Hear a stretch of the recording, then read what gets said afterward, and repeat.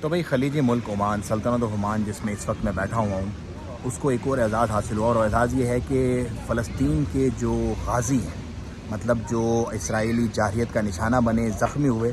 ان کو علاج کے لیے، اور ایک بہت بڑی تعداد میں علاج کے لیے سلطنت عمان لایا گیا ہے خولا ہاسپٹل میں. اور عمان نے یہ ثابت کیا ایک دفعہ پھر کہ عمان جو ہے وہ فلسطین کے اور فلسطینیوں کے ساتھ کھڑا ہوا ہے. اور یہ جو ایک جیسچر دیا نا ہز مجلس سلطان اعظم بن طارق کی لیڈرشپ کے انڈر، سلطان کی طرف سے پوری امت مسلمہ کو جو یہ پیغام دیا گیا نا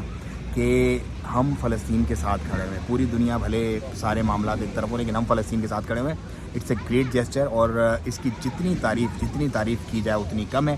کہ اس وقت میں فلسطینیوں کو نہ صرف ایڈ فراہم کرنا، اس کے لیے نماز جنازہ ہوتی ہے، ہر جمعے کی نماز کے بعد نماز جنازہ ہوتی ہے فلسطین کے شہداء کے لیے، خصوصی دعائیں ہوتی ہیں، کھل کے عمانی اور جو ایکسپیکٹس ہیں یہاں پر پروٹیسٹ کرتے ہیں. اور اب فلسطینی جو